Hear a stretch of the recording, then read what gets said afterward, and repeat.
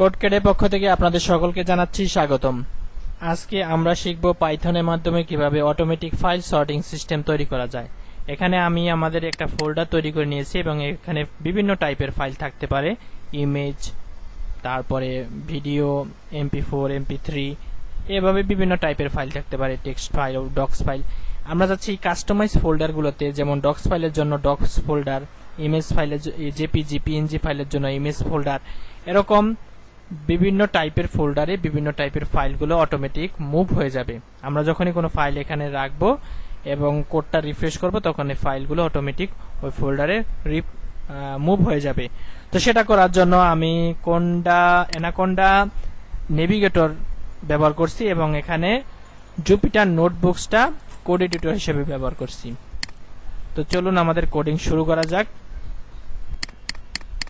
আমি কতগুলো rho create করে নিলাম। সবার আগে আমি এখানে ফাইল থেকে নিউতে একটা ফাইল নিয়ে নিয়েছি এবং এটার নাম দিয়ে দিয়েছি প্র্যাকটিস। তারপরে আমি যেটা করব সেটা হলো আমি এখানে আমাদের ওএসটা ইম্পোর্ট করব এবং শেল ইউটিলিটিসটা ইম্পোর্ট করব এবং এটা সংক্ষেপে লিখে শার্ট-ইল। তারপরে আমি পাথ হিসেবে একটা ভেরিয়েবল ডিক্লেয়ার করে নিলাম এবং এখানে আমরা যে পাথটা দিব সেটা হলো লোকেশনটা, অর্থাৎ এই ফোল্ডারের লোকেশনটা আমরা এখান থেকে দিয়ে দেব।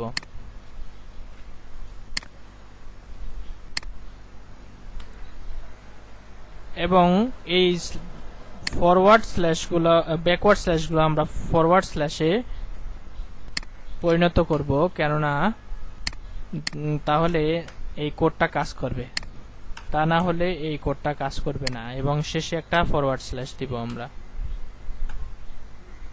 এখন আমরা দেখতে চাই এই যে পাথটা আছে এই পাথটাকে আমরা একটা লিস্ট আকারে তৈরি করব। এই পাথে যে ডিরেক্টরিটা আছে অর্থাৎ ফোল্ডারটা আছে সেটাকে আমরা লিস্ট আকারে তৈরি করব। এটার ভিতরে যে ফাইলগুলো আছে সেগুলোকে আমরা লিস্ট আকারে তৈরি করব। সেজন্য আমরা ফাইল নেম নামে আমরা একটা ভেরিয়েবল ডিক্লেয়ার করে নিলাম এবং এখানে আমরা os.list ডিরেক্টরি এবং এখানে এই পাথটা প্যারামিটার হিসেবে বা আর্গুমেন্টস হিসেবে দিয়ে দিলাম। দেওয়ার পরে আমরা এখানে এন্টার করি।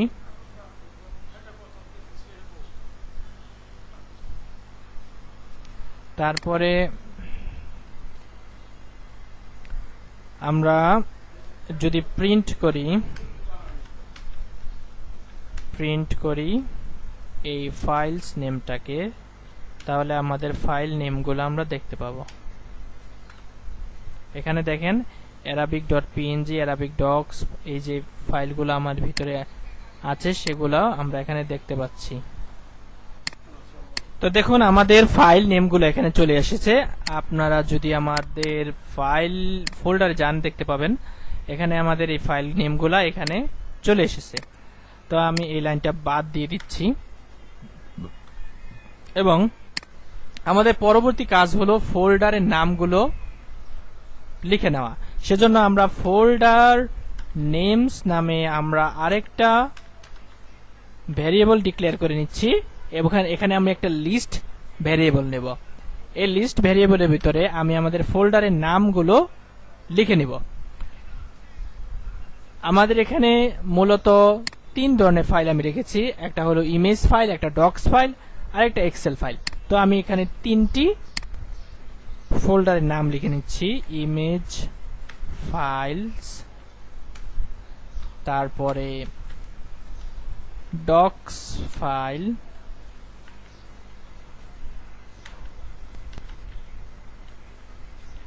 তারপরে এক্সেল ফাইল।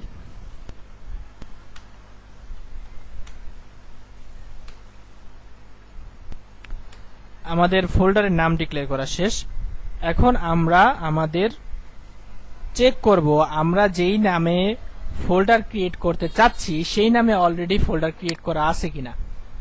যদি না থাকে তাহলে আমরা ওই ফোল্ডারটা ক্রিয়েট করে নেব। ধরেন আমরা এখানে ইমেজ ফোল্ডার নামে একটা ফোল্ডার ক্রিয়েট করতে চাচ্ছি, কিন্তু কি হইল এই ইমেজ ফোল্ডার নামে অলরেডি একটা ফোল্ডার এখানে তৈরি করা আছে, তাহলে কিন্তু এই কোডটা কাজ করবে না। এই জন্য আমাদের আগে চেক করতে হবে যে এই ইমেজ ফোল্ডারটা এখানে ক্রিয়েট করা আছে কিনা।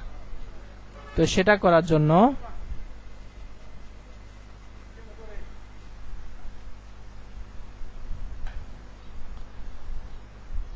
আমরা এখানে একটি লুপ ক্রিয়েট করব, ফর লুপ চালাবো, এবং এই লুপের ভিতরে আমরা একটা টেম্পোরারি ভেরিয়েবল দিব, সেটা সার্চ নামে একটা ভেরিয়েবল নিলাম আমরা, এবং এই লুপটা একটা রেঞ্জের মধ্যে চলবে, এবং এই রেঞ্জটা 0, 1, 2 অর্থাৎ 3 পর্যন্ত চলবে। 0 থেকে 3 পর্যন্ত একটা আমরা এই রেঞ্জের ভিতরে আমাদের এই লুপটা চলবে। এখন আমরা চেক করব যদি ইফ নট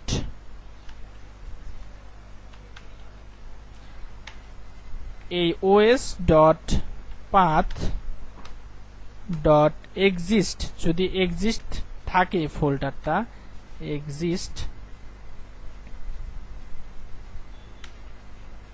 কি এক্সিস্ট থাকে, এই path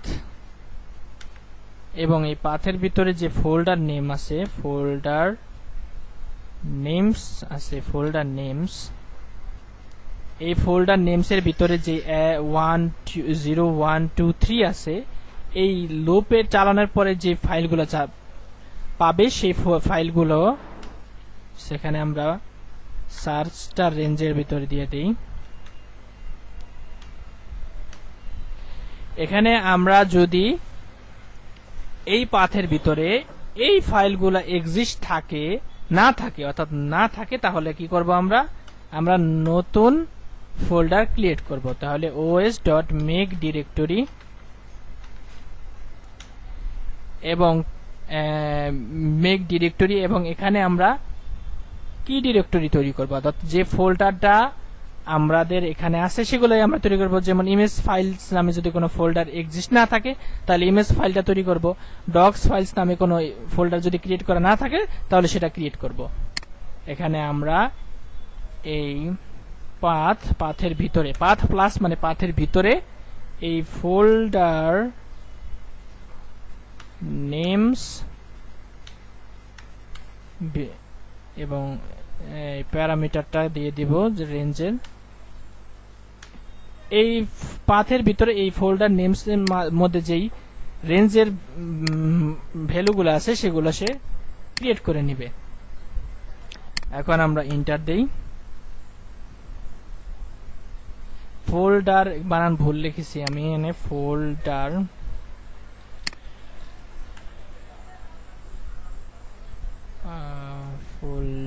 names FOLDER folder names.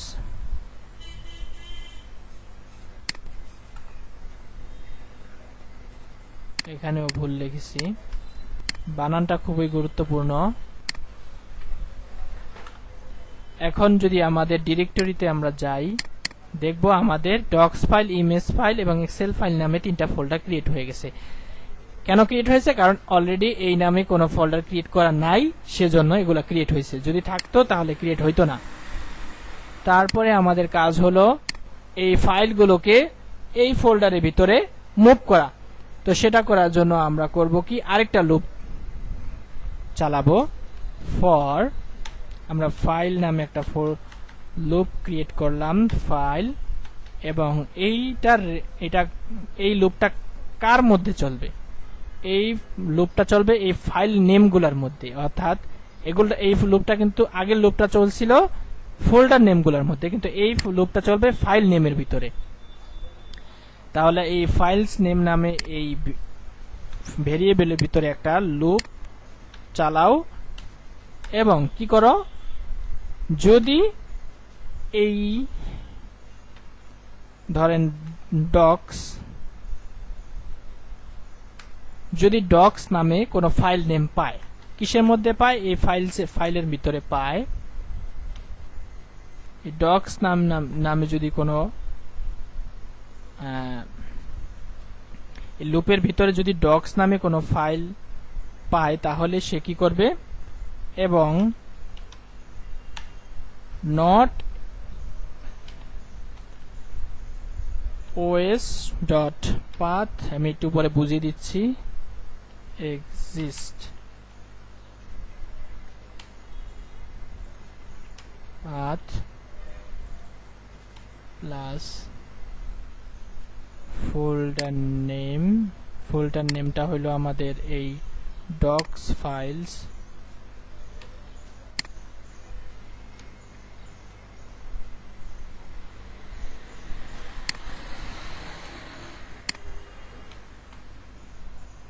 Class file.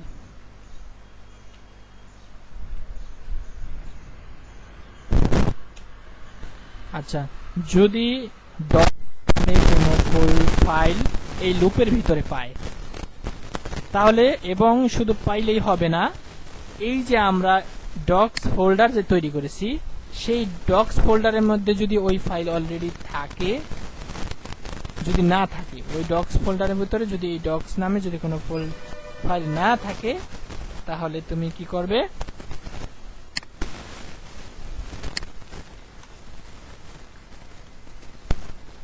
তুমি মুভ করবে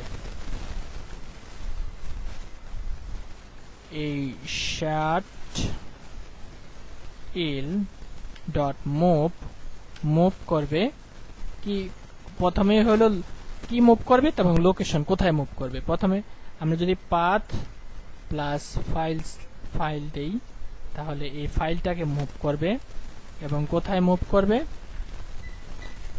সে মুভ করবে হলো আমাদের এই ফোল্ডারের ভিতরে, অর্থাৎ এই পাথ প্লাস এই ফোল্ডারের ভিতরে সে মুভ করবে। এখন যদি আমরা দেখি,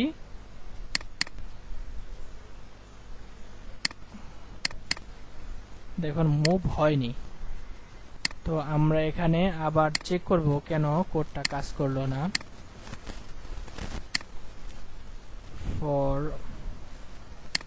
এটা না পাওয়ার কারণ হলো আমরা এখানে একটা ভুল লিখছি, এখানে আমরা দিছি যে ডক্স DOCS দিয়েছি, অথচ এটা হবে DOCX, এটা ভুল দেওয়ার কারণে আমাদের এটা পাইনি, আমরা এখানে দেব ডক্স। এখন যদি আমরা দেখি এই ডক্স ফাইলটা এই ডক্স ফোল্ডারের ভিতরে চলে গেছে। ঠিক এরকম ভাবে আমরা এই কোডটা কপি করব এবং পেস্ট করে দেব। যদি আমরা এখানে PNG ফাইল পাই, PNG, তাহলে আমরা এটা মুভ করব এই ইমেজ ফাইলের ভিতরে।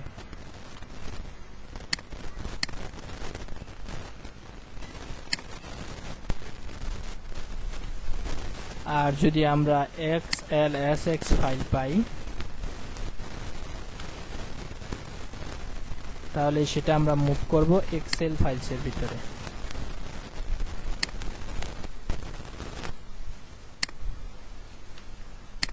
এখন আমরা রান করি, দেখুন আমাদের ফাইলগুলো অটোমেটিক এই ফোল্ডারের ভিতরে চলে গেছে। তো এভাবে আপনি একটি অটোমেটিক ফাইল সর্টিং সিস্টেম তৈরি করে নিতে পারেন। ধন্যবাদ সকলকে এতক্ষণ সাথে থাকার জন্য।